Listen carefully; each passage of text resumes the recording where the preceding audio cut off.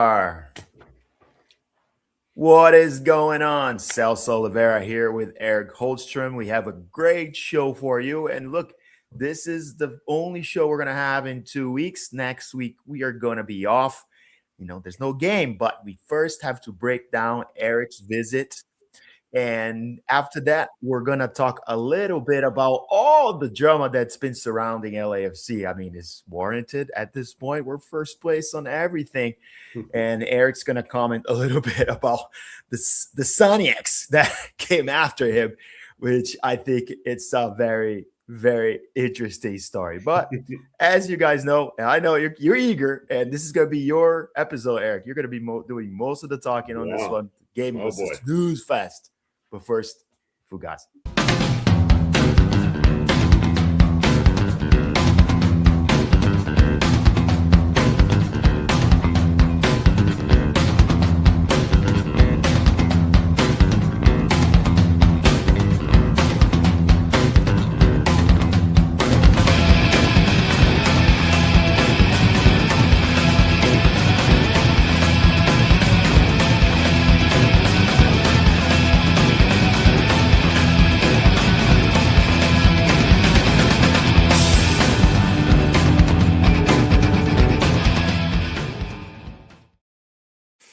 All right, sir. Straight to you. Welcome back from beautiful Austin, Texas. I'll go directly to you and tell me, how was the trip?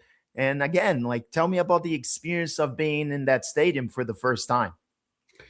Yeah, gorgeous stadium. It is, I believe, 2 years newer than our beloved BMO Stadium or La Banque.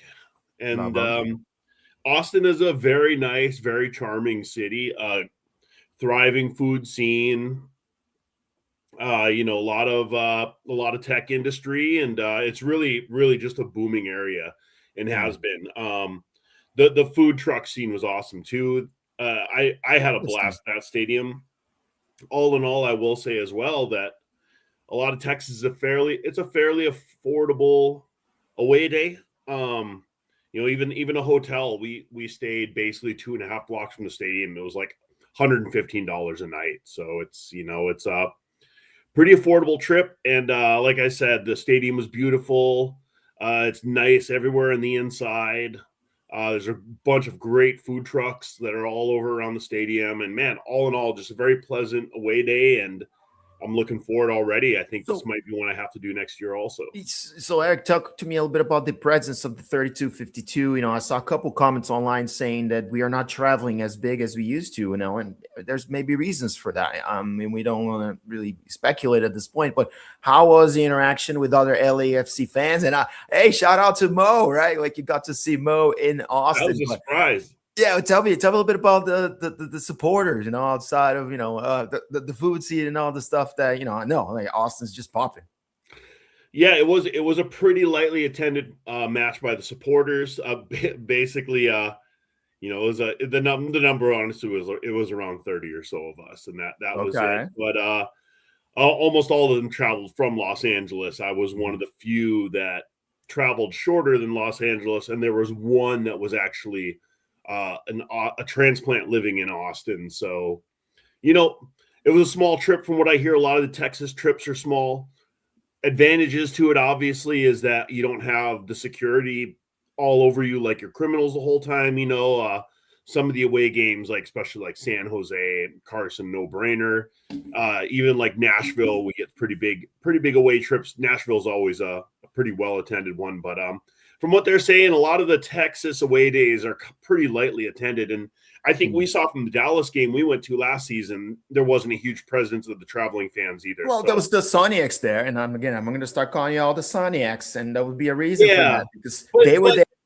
That's different. Like in Austin, he was there and nobody kind of really cared, right? It didn't have that boost in attendance that we're kind of seeing across America when Sonny plays. No, that's true. I mean, there was quite a few Sun fans at the game actually, but they're more spread out in the stadium, and that's yeah, I'd say.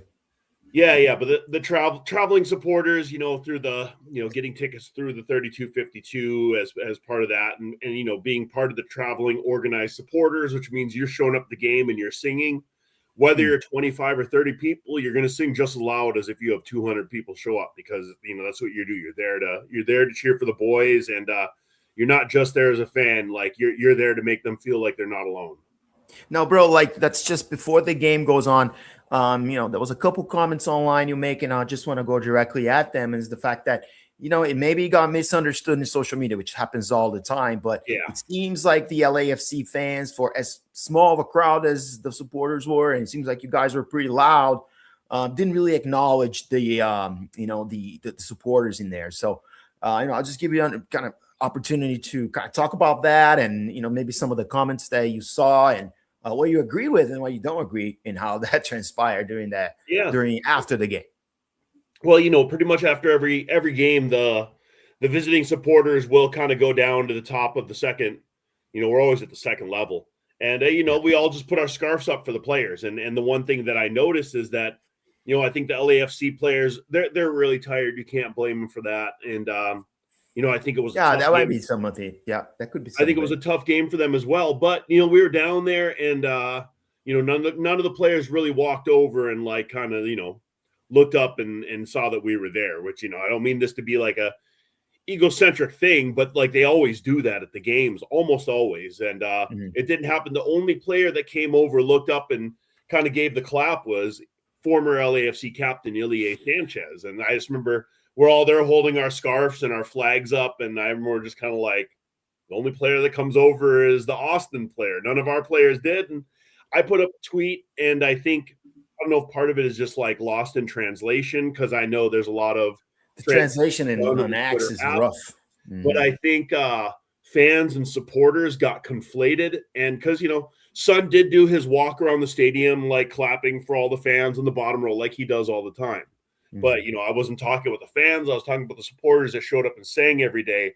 So I think there was a misunderstanding there, and my 7.5-hour drive home was spent on Twitter, just like, just fighting the maniacs, bro. Yeah, no, at that point, I just, again, it's hard to be on the app every day. I'm not going to go into it, but it sometimes becomes very tiring, because it's so easy to be taken out of context. Now, let's go through the game here. I watched some of it. I was distracted. March is a really tough month for me. From what I watched, it was kind of uneventful. We'll start with the starting 11, which there was basically no surprise there. Stakio's still out. So let's just start there, Erik. Is that basically who you expected to start from, given that we just had the game in Costa Rica and essentially repeating the starting 11? Yeah. And I think we kind of didn't we give two starting 11s last show, like who we would like and who we thought it would be? And I think we both thought we would basically roll out the same lineup, because it was last game for a bit. Plus, they flew from Costa Rica straight to Austin, so everybody's there. And so we kind of saw that.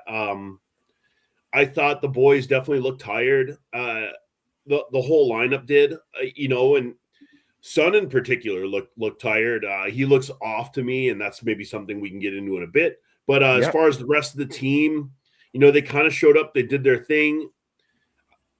I think substitutions should have been made earlier as well, and it was nice to see Coach Mark Dos Santos in a post-game interview also acknowledge that he probably waited too long to put in interviews, and so that was another part of it. But all in all, it was kind of stale. I think we saw with the formation, it works good defensively, but I think in our attack, and you brought this up, the heat map, how much action is going up the left-hand side.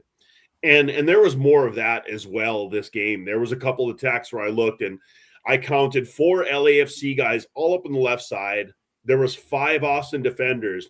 And when you look at the right side of the field, there's absolutely nobody. You just have like your back line and your midfield protecting the counter. But everybody's up there, and there's nowhere to go. And so, it's hard for them to really spread things out. I think they're just playing too narrow on attack, and this is allowing teams to really cover Bouanga much more.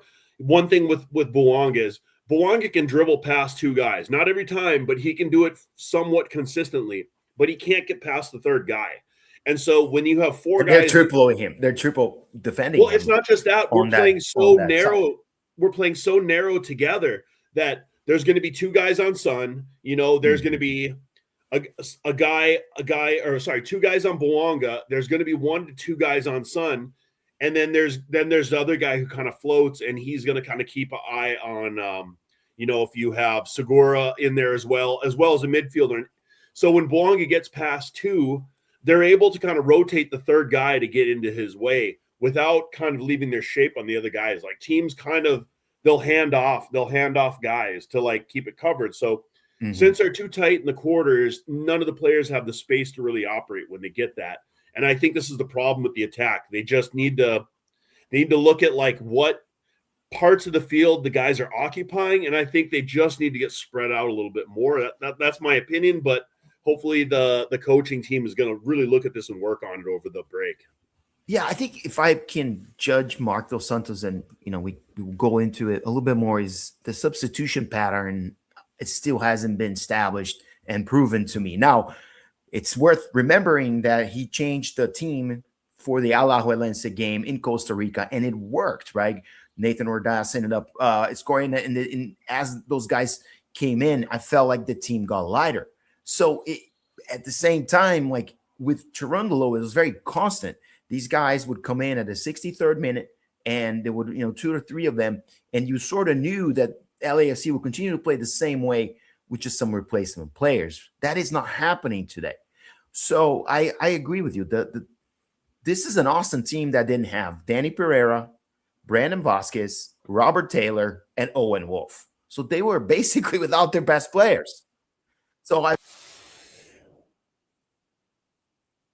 you had this fatigue, you had the mental fatigue, but what was it that prevented this team from, getting better than a 0-0 tie against a super depleted Austin FC?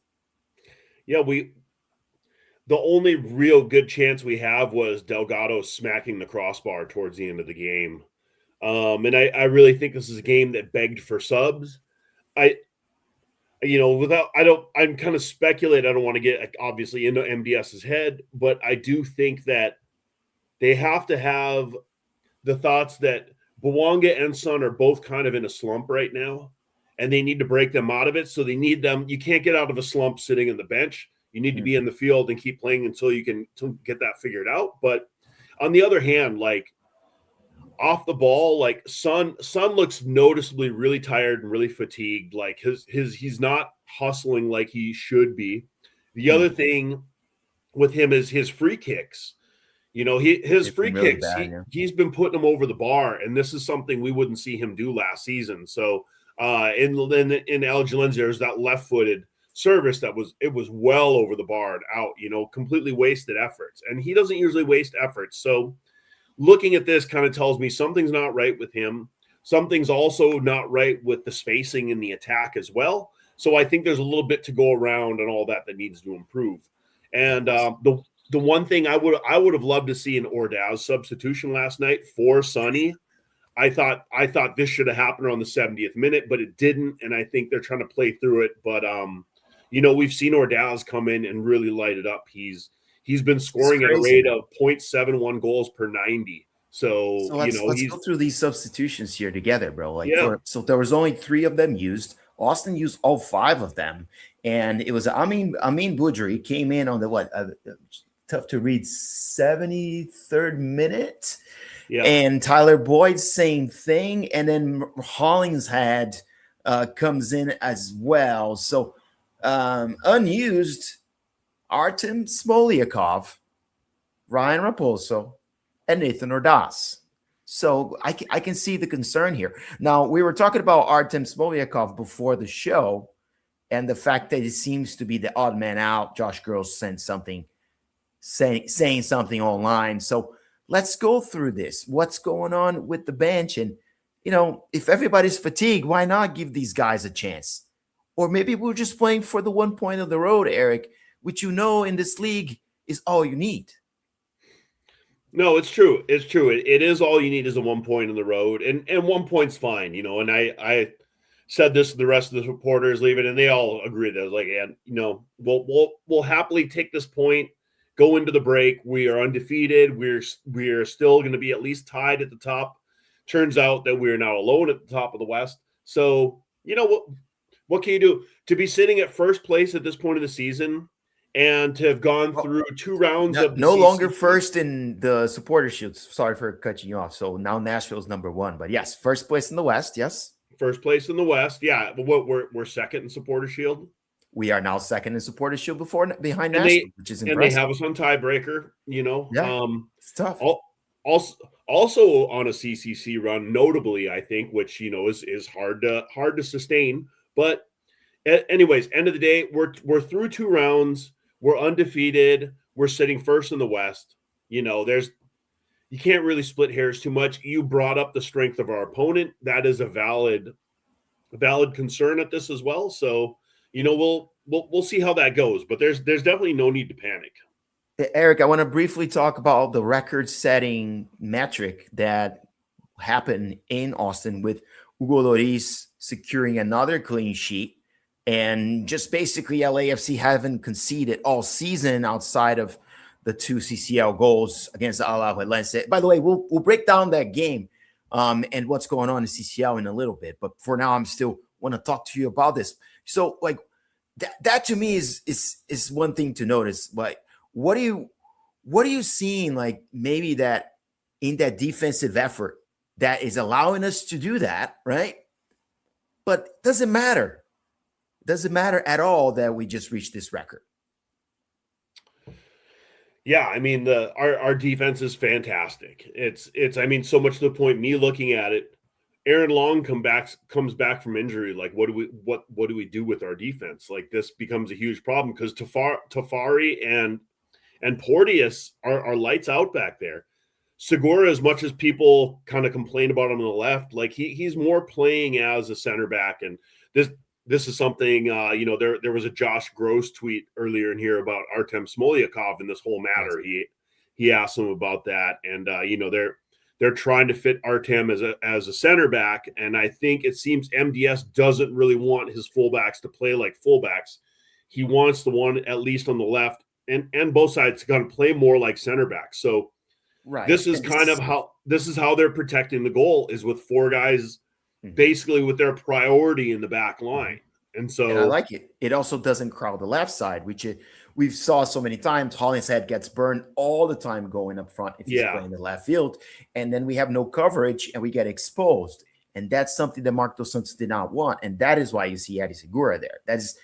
That question's been asked by Scarf before, you know, during a post gamer. That's why Eddie Segura plays. So this is not necessarily a surprise, right?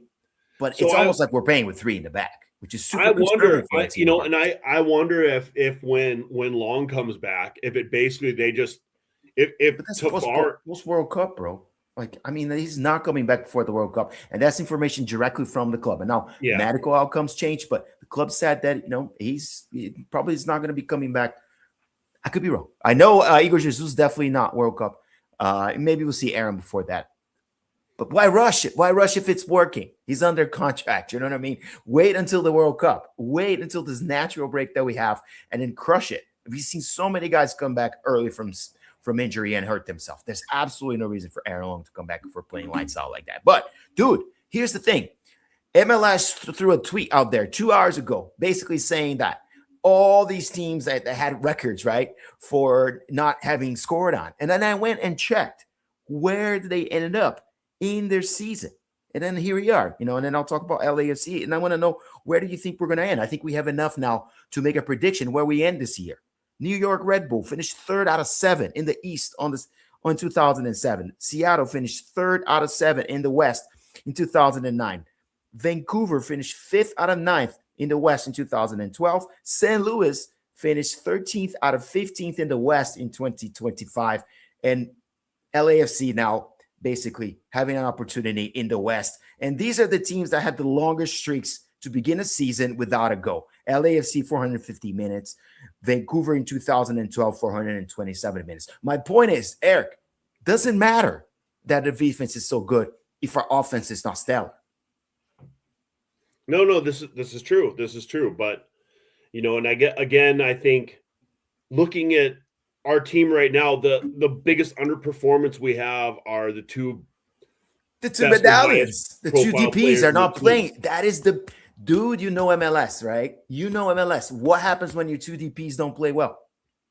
Can you win without your DPs performing in this league? No. So, we'll it remains to be seen then how fluky this first. I don't want to say 9-game stretch, because with all due respect to like Real Espana, like that team, I mean, we They're probably could not have very beat them good. with our kids, So you Yeah, look at on a we have, side. but we have 7 games against solid opponents. Maybe a little underpowered, exception to Miami. So I do think that the way we are winning is not sustainable over the long term. We're doing this right now with excellent defensive work, and Hugo Lloris, who in my opinion should have a real shot at winning MLS Player of the Month at this point. Not only setting that record, but he's made some huge saves to keep that record. Yeah, He stretched out, man. It was like a poster, bro. Like I hope someone got that photo, because it was just a posterizing save, bro. Yeah. No, Lloris, I think Lloris is playing like the best goalie in the league right now. Over the first month of the season, nobody's been better than Lloris, period. I agree. And here's the thing. And this is where I think I don't see Sonny and Boanga being on a slump forever. Same. I really don't. And if we're able to do what we've done in this stretch with these guys struggling, if they find their pace and LAFC continues their defensive prowess as we've seen it, this team can become impossible to beat. So I hope that it's just a matter of time. And now, guess what? We have a break. We can recenter, maybe get some treatment, get your head in order, right? Work on your conditioning, Sonny. So are you glass half full guy, or are you glass half empty guy? Because there seems to be two camps as an LAFC fan right now. I find myself in the glass half full, as a glass half full guy. And you've known me, I'm generally a glass half empty guy. So yeah, I'm not panicking. Like I said, I think the issues we have to work on are issues that are probably some of the more easily correctable issues that we could have, which is basically 2 players who are underperforming right now. And on the other hand, we've had the other players kind of coming in and picking it up, whether it's Sonny, whether it's been Martinez, whether it's been Ordaz, whether it's been Eustachio, like even Delgado, and at times Tillman. Like, we have players stepping up and getting that goal that we need to get the 3 points. For the most part, Austin, it didn't happen, but it didn't happen. I do think here's one thing I'll say, dude. Like, if you allow me real quick, is that if you need your midfield to be that, I would say, influence in the scoring of your goals, we probably need to start Boudry over one of these guys, because in essence, like, none of these dudes can basically create their own shot. Now, they've been playing excellent, defensively. Tillman is just very, very, strong guy, but none of them can go 1v1 in people or to open up the ball for their attackers. So would you agree? And maybe we do need to tweak that midfield. It's not because they're playing bad, but because we might need to find a guy in there to clear some lanes for these attackers. Yeah, no, 100%. I agree with you on this. And I think it comes down to the opponent. And we mentioned this last show. And one thing that I've noticed is when we play teams that are a little more physical and play a little low block, we have more of a struggle than we do against teams that try to play more fluidly, more dynamically, and go toe-to-toe with us and really play the game. Because then we're allowed to take those moments to exploit them and get the ball, the turnover, the counter press, and kind of play our strong game. But when teams are not going to do that and they're going to sit back, I think our midfield, like Tillman is the first one. And one of the things I noticed last game, Tillman kind of gets pushed up forward a lot of the times, but we would have times last 10. Game, he's not a 10. Yeah, where Tillman would get pushed forward, and then in response, like Son or Boanga would be playing back deeper than Tillman for this. And to me, this is completely backwards. Like, Tillman should never be ahead of Boanga or Son in the attack. Like, he just shouldn't be adventuring up there and then forcing them to come back and cover his space. Like, this to me also is kind of it's a strange thing to see. It doesn't make sense to me. I hope that's not what's supposed to happen. It doesn't seem like that's something that should happen. Now, if we're gonna have a midfielder that pushes up, let's see what Baudry can do. We all love watching him ragdoll players on the other team. Like it's kind of, I think, one of the most fun thing to watch with him, and just see where it goes. But I agree. I think Baudry needs to start kind of getting into there more, because that the kid looks good. He looks like he's got it. Erik, there's nothing that I hate more than when a player goes on a slump after he gets a big contract. I distaste that more than anything. It can mean nothing, but the fact that Bouanga, and you look up his SofaScore grade, was a 5.8 grade on SofaScore. All right. After he got one of the biggest contracts this club has awarded a player, it's kind of a slap in the face. By the way, after every post, Fluminense fans still say, come to Fluminense. And I'm not saying go to Fluminense, but can we start putting some heat on Denis Bouanga? Because after he signed that contract, buddy, I haven't seen much from him outside of one CCL goal against Alajuelense. And that's Alajuelense. Tell me I'm not crazy here, buddy. 5.8? Marcos Santos yanked this guy out, put Nate the Great in the game. The guy is upset he's not playing minutes. And here's Mr. 5.8, Denis Bouanga. What is going on with Denis Bouanga? I'm concerned. I was, because 5.8, that is horrible. That's like you didn't try, bro. What did you see from Denis? Well, I mean, if you remember, and I know you do, when he signed his contract renewal in 2024, he also had a very slow start to the season. And so this is not the first time that he's gotten a new contract and then kind of went on a slump. He did kind of put it together in the summer, but he definitely had a really slow start to the season. And he can be a streaky guy, but coincidentally happening both times you sign your contract is it. I hear you, but there's just, I guess, 2 data points for this guy, right? But he's done so much for us, and the team's still marching on with him, and he's helped us get through the CCL. So we got to give this guy a break. But at the same time, come on, bro. 5.8, that's crazy. Or this coaching staff has to realize that as one of our best players, we have to figure out ways to open up space for him, whether it's overlapping the fullback. Like, hey, maybe we got to open this up. Eddie, you've been good, but like in some of these easier games in MLS, maybe we need a real fucking fullback that can actually go up and put some cross in the box.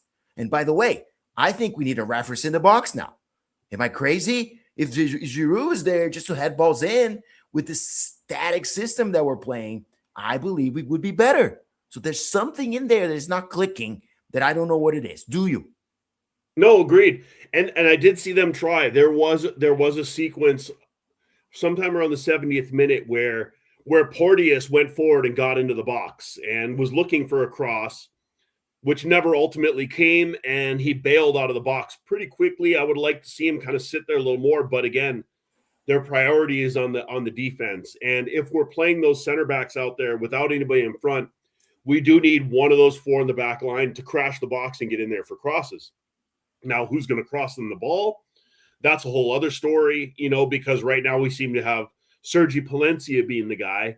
I love you, Sergi, no disrespect, but your crossing efficiency is, shall we just say, not the highest in the league. It's not good. And he also can't go 1v1 against players, right? Which, again, if you can be a two-way player like Cafu, my most favorite player ever growing up, that guy could be anybody 1v1. And he was faster than everybody. And he was also the best defender in the team. Yeah. That's not Palencia. Him. That's not Sergi. No, he's there. He's there for his defense and locking down that right side, which he does very, very well. Nobody really gets past him down that side, but he's not a two-way guy moving forward. He is a lot of attacks go to die there. Like, Erik, I'm going to ask you a question here. Do you play video games, or have you played video games in your life? You're familiar with the concept a little bit, right? I've played a few. It's basically like you start a new game in level novice or rookie, and then you move up as you get better. I'm going to tell you this, and we're going to talk through now LAFC's schedule going forward. The level of the game will improve and increase after this break.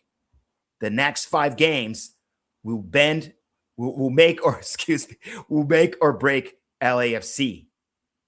There is no more easy games from now on. And in a month from today, we will know who this team is. So let's go through the next 5 games that we have here and break it down for us in the rest of the show. First game, LAFC Orlando. What are the chances that this is Griezmann's debut at BMO Stadium? Go. There's a 0% chance that it's Griezmann's debut.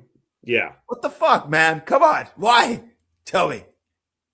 I think the transfer window's closed. I believe he's coming here this summer after the World Cup. So it's not gonna be through like a free agency deal. No. He's coming here to finalize his transfer at the window. He's gonna finish the season with Atletico. I see. Thank you. This information was so new that I needed someone to get me off the.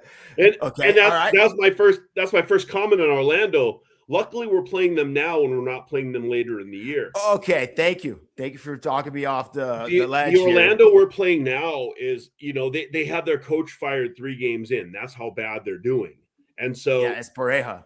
So Oscar there's our Pareja. schedule there. And I actually look at this game right now as a game that should help us extend even further our scoreless record. I mean, I see this game, Orlando City at home.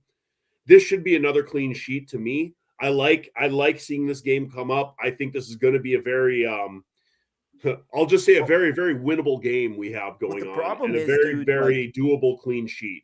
So okay, but this is 3 days before the Cruz Azul game, right? So the first question that I have for you, if it's not Greasy's first game, maybe you just be in attendance, right? Which is exciting, but okay, thanks. That's true. He's not a free agent, so he can't just join a team unless you just be cut. So that doesn't work. But not till the window, right? Not until the window. But again, Saturday, the 4th MLS match against the bottom feeders, right? Do you play your full lineup? Sorry about that. Do you play your full lineup knowing that right after that you get the big bad boy in Cruz Azul, man? What would you do there? Our lineup is going to determine when players come back from international duty. And this is something that there's not really much of a way for us to speculate. Haven't studied the schedule. If somebody has a game 4 days before that and it's on the other side of the world and it's a 25-hour flight back home. Son, for example, if he has a game over in Asia somewhere, it's like I could see him resting for Cruz Azul. If he gets back there with 5-6 days to spare, I can see him playing, so it's hard to say. I think if we're able to pull out if our best 11's there, rested enough from international duty, those are left. Martinez is another guy going to South America, a long trip away. It's a farther flight than a lot of people give it credit for. He's another one that might not make it back.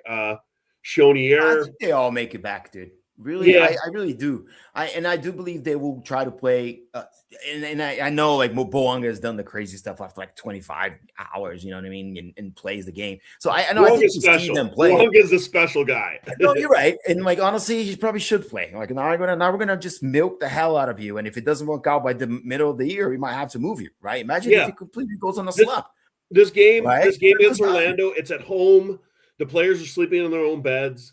I think that the best 11 that are there and ready to go are going to go. And I think there's a good chance it's going to be the same squad that's going to come out on Cruz Azul. They'll have been on a 2-week break. They'll want to kind of tune them up. Maybe they're going to make some early second half substitutions and, give some guys legs a rest because I don't think they really need to like fully play into form here. But, I think that's kind of the scenario.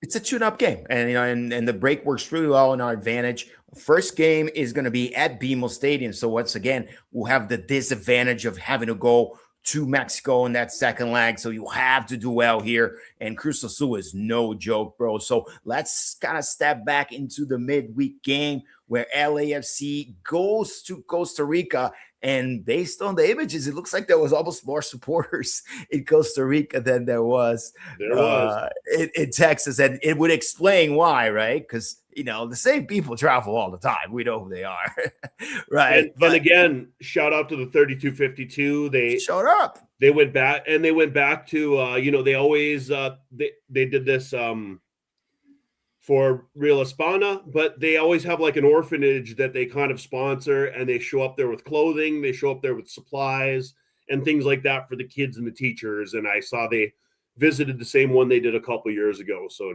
always got to give them the recognition on that.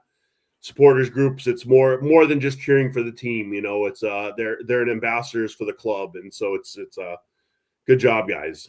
Bro, the chat is like so dead today. I'm actually concerned, but it is what it is. I don't look into those things. Just a reminder, we're still doing the giveaway, the Davi Martinez trading card. That's still live. We're gonna go one more week. By the way, Eric, we just surpassed 400 followers on YouTube. That's a milestone for us. It's still a small number relatively to some other big boys, but it's very important. Every single number, every single follower really matters to us. So thank you for the support. We'll continue going in 2 weeks from now, but we're not done yet. We have to break this game down because LAFC just looked flat off the gate. The worst thing that could have happened to us happened, which is we get scored early on. The kid that actually ruptured his ACL scores a banger, right? There's not much we could do there. And LAFC falls behind early on. Now, given the format of this competition, that first goal was almost like something we could afford it because all we needed to do is find one more goal, right? To basically be in a position that we wouldn't lose. But let's kind of just strap back here and talk about that first half because nobody was happy about it. And we saw a lot of negative comments towards LAFC and its coaching staff. Yeah, I know. It was a great goal. That was Vander Putin, I think, and I believe it was his ACL that he'd blown. So it's devastating because that kid definitely got a lot of eyeballs on him from that series because he looked like the best player on that whole team. Young, 19-year-old center back. Like, man, what a talent! What a talent! And it's a shame. Hopefully, he can come back 9 months from now as strong as he left. But yeah, it was a rough first half, and luckily they kind of they made really good adjustments on that, and they ran them down.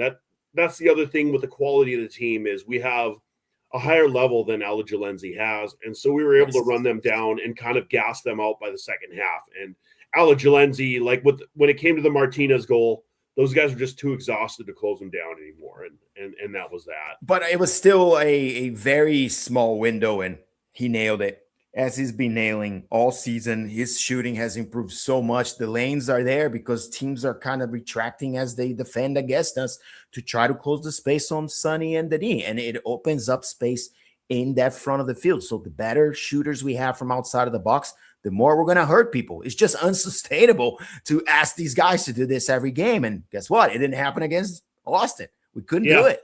We have to find a way. And since we're talking about Alajuelense, there's one more thing I would point out is that we started Ordaz, by the way. Remember that. Yeah. But emotional victories like that Alajuelense, where they went behind and they're in the mata-mata, and you're looking at that elimination happening, and to get past it, especially the way they did, kind of like end of the game, it's a huge emotional release. And a lot of times teams, when they have a big emotional victory like that, they come out really, really flat the next game. And I've seen this very commonly across all sports. And so 100%. It was something I was kind of looking at. Play not to lose. Let's go home, see my wife. I could tell like guys were just thinking that. Yes. They were. Yeah. And so I think part of it, like emotionally, they were just kind of like they were spent and exhausted that way too. And I think that's part of what we saw. There was kind of very low energy in that Austin game. And I think this all kind of comes around from that.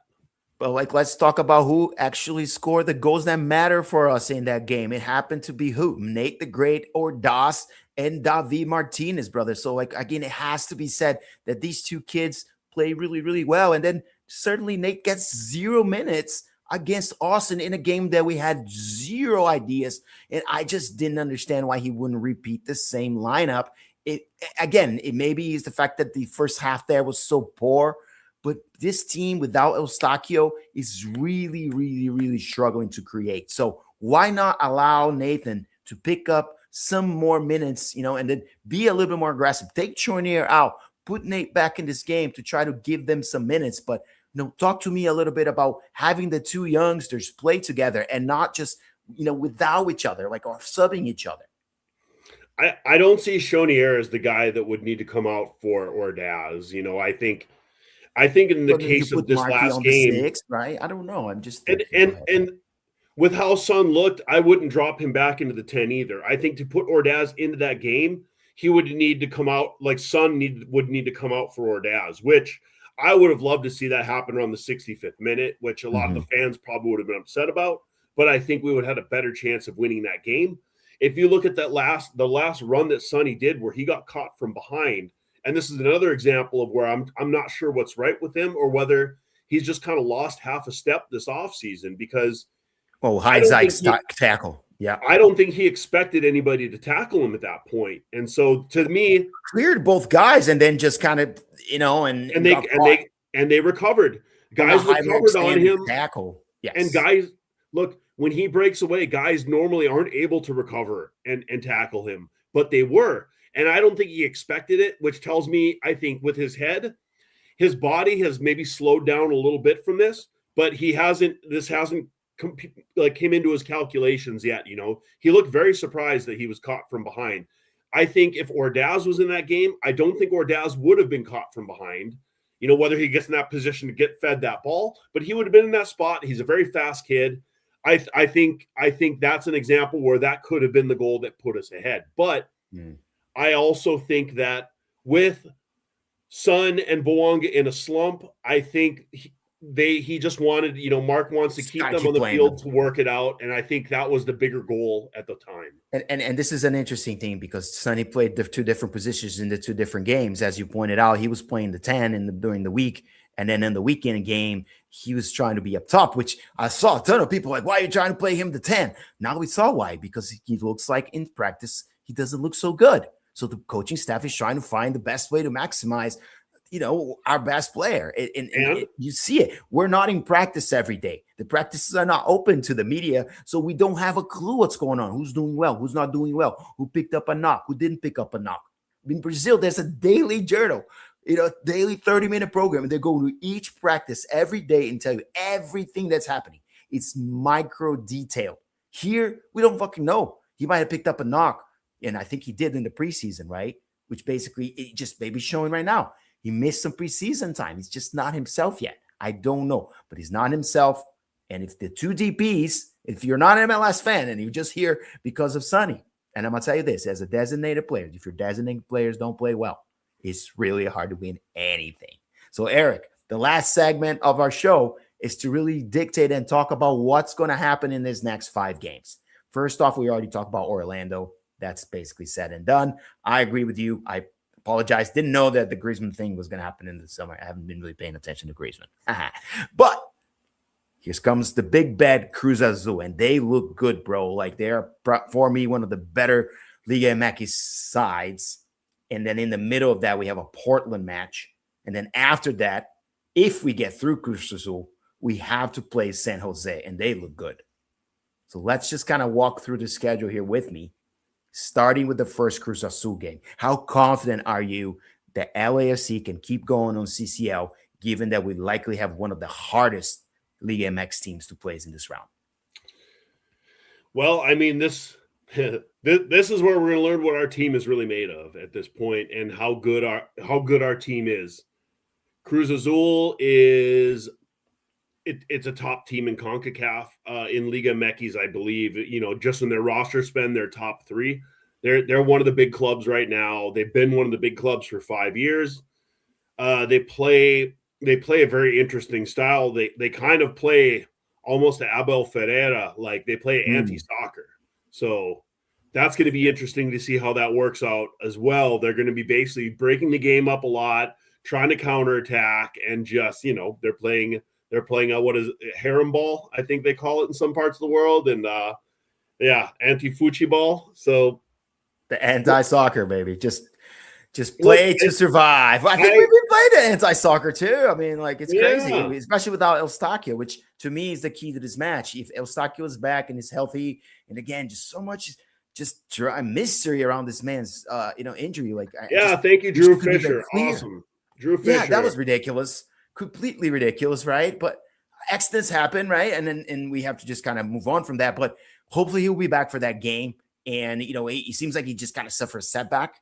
and everybody thought it was going to be good, and then it wasn't at the end. So if he's back, and maybe we insert Amin Boudry in this game as kind of a surprise element, this midfield could basically just pop, right? Sonny on the 10, something. We need basically a winning formula to get 2-goal advantage on Cruz Azul, because I do not want to go to Mexico without at least a 2-goal advantage. To you, do you think we have any chance if we don't crush it at home? No. I mean, this is going to be a very tight game.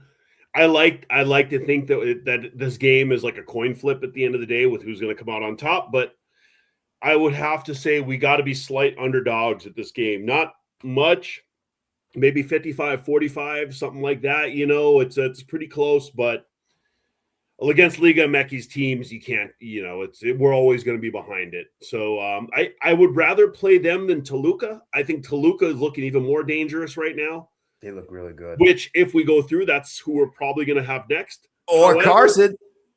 Yeah. Imagine that. Do you imagine that? And, in football, bro, this stuff is bound to happen. That I think we're going to witness an absolute slaughter in that game.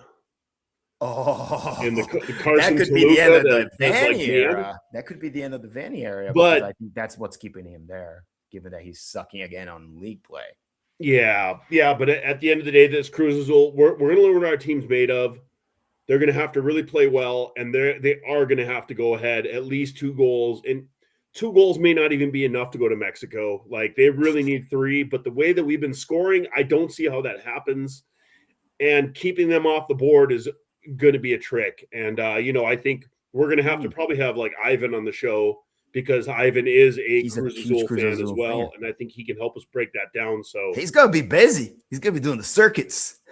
He's going to be every podcast, just get his name out there. The Ivan takes. By the way, don't worry about Ivan. His commentary online, it has to be satire. He's a good guy. People. I see people are angry at Ivan. I'm like, oh my god! You gotta get off the internet if you get angry at people, because it's the same thing. Everybody got angry at you, Erik. And I read some of it. I'm like, who the fuck cares? I just put a thing there. What if it wasn't accurate? We've been in private chat groups with Ivan for 5 years now. I've seen Ivan used to sit by us at the games. He just sat right over in section 127, same row as we were. I think he's canceled his tickets at least 4 times now. But it looks like it's gonna happen now. Everybody, shout out to her. Shout out Ivan. You just got to take Ivan with a big grain of salt. He just kind of has fun, and he'll say things he doesn't even believe just for the engagement farming. And as we've said though, it's almost shocking how many of his absolutely outrageous takes actually end up being true. Take off. That's the one thing we're just how the fuck do you get this right so often? There's some of it gets right. Anyways, that should be good week after next. Because he thinks outside the box. And yes, last for me this weekend, I had an opportunity to go back to BMO Stadium, and they transformed the stadium into a football field for flag football. Yeah, so the what was most bizarre was the dimensions of the field, right? It was a rather small place. And, if you saw the photo I posted of section 128, that was actually the end zone, the makeshift end zone that they came up with. So very, very interesting way to dress up. The top part of BMO had the tarps, right? So it was only the lower ring, and it was just fun. And then he covered the entire grass with, just fake artificial. So at least we knew that our grass wasn't getting destroyed by football players. But I mean, bro, it's crazy what they could do when the team's out of town for a weekend. And this event was supposed to happen in the Middle East. It gets canceled. Suddenly, I'm hanging out with Tom Brady and Jalen Hurts, and they're all getting LAFC shirts, which was hilarious. Jalen Hurts is like, the fuck is this? Yeah. And then Tom's like, oh, thank you so much. You're so kind. I love this shirt. It's so beautiful. He's just such a crowd pleaser. But anyways, bro, I don't know. Just it's a fun story. Just being at BMO, right? It's still LAFC's house. I saw a bunch of LAFC people there. John Thornton was there. Ignore me again, as always does. He always does. Funny. Back on the Ivan, I just pop open Twitter and I see LAFC Daniels post about describe Son Heung-min's season in 3 words or less. Ivan, potentially Olivier Giroud. Oh, because I was going to say Olivier Giroud only, right? And that would throw. I mean, honestly, also, I kind of thought about it. I was like, I mean, he's scoring the same number of goals. No, I think, Sonny has been doing more with his positioning and his assisting when he was playing the 10. So at least he has another mode that 100%. He can provide us with. If you're interested, I put a text about how we're unlocking Sonny and how his numbers are actually really good, but it's not what people are used to. So then Dos Santos goes and puts him as an attacker and he completely fails. So, again, I think he's going to be back to the 10 unless he puts Boudry up there, because this seems to be a missing piece in our offense. And the thing, too, I think with him at the 10 is MDS looks at a lot more of our goal production needs to come from shots in the 25 to 30-yard range. And Son is an excellent outside-the-box shooter with his right and his left foot. But the problem is, I think, which is why on Tottenham they had him on the left wing so much, is because he can get the ball with space. And I think when he's got to pinball himself around in the box with 3-4 defenders around him, I think he struggles to get the space for the other guys to get the ball to him. And I think we saw that with a few of his runs last night, or in Austin 2 nights ago, where he'd be with the defender and he would cut outside, the ball would come inside, or he would cut inside and the pass would go outside. Like there were a couple times he wasn't on the same page with the pass coming to him. So all these little things just need to get cleaned up. We're going to clean it up, dude. 15 minutes today, a little bit of a longer show, given that we're not going to be here next week. I would like to thank everybody that tuned in. A pretty good number down the live and simultaneous. So again, we appreciate the continued support. And as I said earlier, if you could follow on YouTube, that truly helps us get the word out there. Continue to follow the club. We're one of the few podcasts that keep going. I believe this is our 8th or 9th episode already, buddy. So good job for the 2nd season. And what's before we get out of here, what's the next game that you're looking to attend? I know you got some ideas there. Well, I was going to come back for Orlando, but my uncle and aunt are going to be out of town, so not really having the place to stay. But I'm looking probably mid to end of April. I think there's a Wednesday and a Saturday game that I'm going to be looking. Maybe I'll go stay at Juniors, and yeah, we'll see. I mean, we didn't get too far down our 5 games, but I know we have. No, and I apologize for that, because we got to leave some for the next for the next show. But talk to me a little bit about, just to close out. Then what is your just out of these 5 games, how many do you think LAFC win? How many do they tie? And how many do they lose? And then we'll end with that. I mean, like I said, Cruz Azul is a coin flip. I am going to wait on any sort of predictions or judgments till we get closer to the game and I can start to see what the injury report looks like and who we got and how the training sessions are going. Away at Portland, I think that will be our first loss of the season. Orlando, I think, will be a 0-0 draw, or it will be a win. I do think we'll blank them. But Portland away, because we go to Portland 3 days later, we go to Cruz Azul, and I think Portland against Cruz Azul, I don't even think they should send the starters to Portland. I think they should call up every LAFC 2 player they can and just send the kids up there to everybody. Because I see they're going to have to. Big rotation. Yeah. After Cruz Azul on the 19th, we'll have San Jose at home. That's going to be a big game, too, because Bruce Arena's got that team kind of cooking over there. Timo Werner. Not a bad team this year, especially with all the guys they lost. And then LAFC Colorado. Colorado should be a good win at home. That's 6 already. So we're good. We're good. And we'll be here to 6. Yeah, and we're here to cover every single one of these. So yeah, I mean, maybe a couple wins in there. I think it really doesn't matter. I gladly take 2 L's and a tie if we can get past Cruz Azul somehow, even if it's in PKs. I don't give a shit. I just want to keep going on this tournament. It's going to be really, really hard. And, if you're a follower of Continental Cups and if you like the format, that it takes a toll on your body and your mental state. And if we can get through, everything about the other games does then matter. And that's it, Erik. Appreciate you being here with me and doing this. And again, we'll be off next Monday. Shout out for Calvin for coming out of the woodwork and saying what's up. Oh man, we have one comment for our show today. I appreciate you, buddy. Yeah. I don't know. I don't know what they're doing, Calvin, but I hope they actually like just kick some ass, continue to go. Yeah. But We'll see with Portland. I think Portland, like I said, that game looks like the game where guys are going to be off.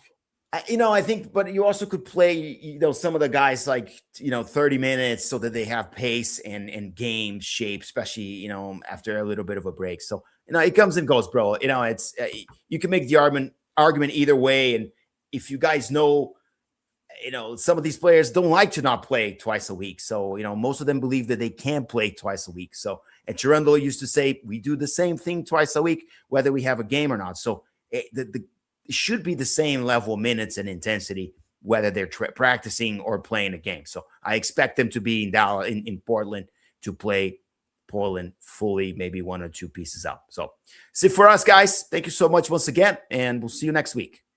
Bye.